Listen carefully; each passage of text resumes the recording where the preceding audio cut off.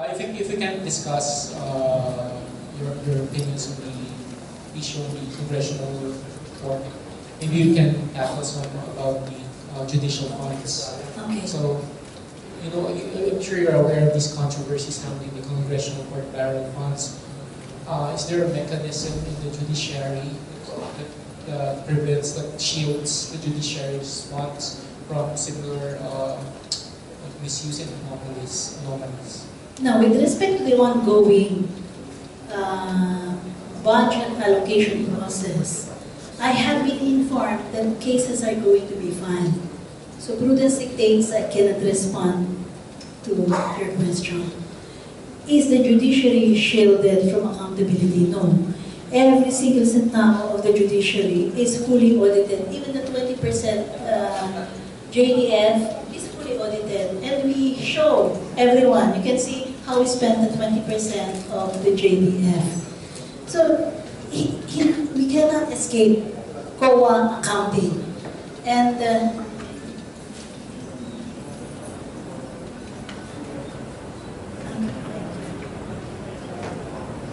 okay, for the period of August 2012 to July 2013, for the total JDF collection, it reached 1 billion. 870 million of this, or 80%, was distributed to all the employees across the country on a uniform rate, more or less, and variable but little differences. And they were promptly released. So this is already out of our account, 870 million. We still have about 200 million that the law allows us to use for capital outlay and equipment purchase. Now, I will relate that to our presentation before Congress. We made a station-by-station analysis of the MOOE that had been historically provided to the court. For all lower courts, the MOOE on a per court basis would be an average of 44? The first figure, the lower, MOOE. 48? 44,000. Now, that's from the budgetary allocation.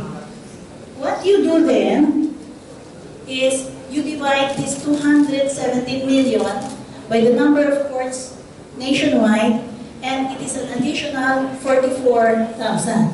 Correct? Correct? Okay. So effectively, the MOOE for our courts on a monthly basis, is only 88,000. So we showed that to the congressman. Why an average, a standard agency with 14 personnel has MOOE of 2.4 million a month. So congressmen were so shocked to find out that our budgetary MOOE plus the MOOE that we can allocate to the lower courts, even if you combine them, it cannot even reach 100,000 per month per court. And they were saying, how are you able to run the system? And that's, I think, one reason why we have such inefficiency. The several congressmen have already asked us to submit a revised proposal to increase the MOOE, because even from the JDF, this is 200 million additionally for funds that you call discretionary, meaning it is the court that can distribute them already to the courts nationwide. That really does not amount to much. So the appeal is, please Congress, kindly give us more money so that we can have better looking chairs and tables. If you had noticed during the launching of the Justicia Decongestion Program, there was one judge who spent for her own courtroom just so that it looks a little more dignified. What is happening right now is judges and clerks of court are spending for some of the operating expenses in our courts. And some of the bills of our courts, utility bills, lend themselves to being delayed, and we have had experiences of telephone lines being cut and some utilities being denied us. We're trying to make the system more expedient so that this does not happen again. But what this all tells us is, you cannot really run a court that will really be efficiently delivering justice on less than 100,000 MOP per month. Thank you, everyone. Yeah, another question, Madam CJ. I've been wanting to ask you this since a year ago. So, judicial, you mentioned about judicial independence, and judicial independence is often gauged, even in public perception, with the independence of a justice from the appointing authority. So, for you, Madam CJ, how do you think should the Chief Justice prove independence from the President? Well, I know I'm really independent, and I don't know whether there is really a way to prove it.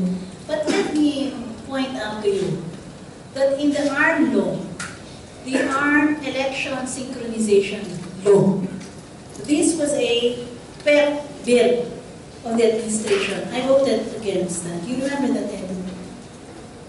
Against one popular politician in Cavite who has been carried very strongly by the administration party. I was part of the minority. I was earlier part of the majority, but I lost together with my colleagues when the voting on the motion for reconsideration took place. And I haven't received any request for or even any message to vote in accordance with the political plans of any person. And I'm grateful that they respect that. So, I hope people look at my voting pattern. But what I do not want also at the same time is for people to go with me, to show independence and vote against for the sake of demonstrating independence. I should vote purely according to how my conscience dictates. Thank you, Edu.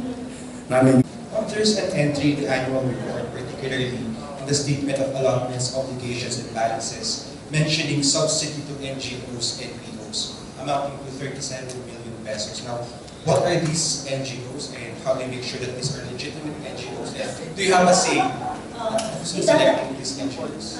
Si Atty. Mel, membro po kayo ng IDP, no? Legitimate po ba ang IDP? Ayan po, sinagot na po sa iyo niya. Yung 30 million po pupunta doon sa Legal Aid Committee ng IBP. Kasi ang mga iba't ibang sangay po ng IBP ay nagbibigay ng legal aid para sa mga indigents. Kasi kulang ang PAW. Di ba po, Atty. Mel, kulang po ang mga PAW natin? Kaya umaayuda po ang mga chapters ng IBP. Doon po napupunta yun. Yun po. Still on corruption, how widespread is corruption in the judiciary and what have you done to curb it? Hindi, yung papel ko kasi, I go by evidence. Yung kwento at mga maliliit na istorya, mayroon yan. Okay? Pero yung ebidensya na extent, wala yan. Kaya in response to the question of Dean Jongno, yun po ang kakulangan ng judiciary, yung ability to launch hard-nosed investigations. Kaya nga may pinag-aaralan tayong iba't ibang approaches to solve this. I'm not ready to give you even an estimate because it will be a completely baseless estimate.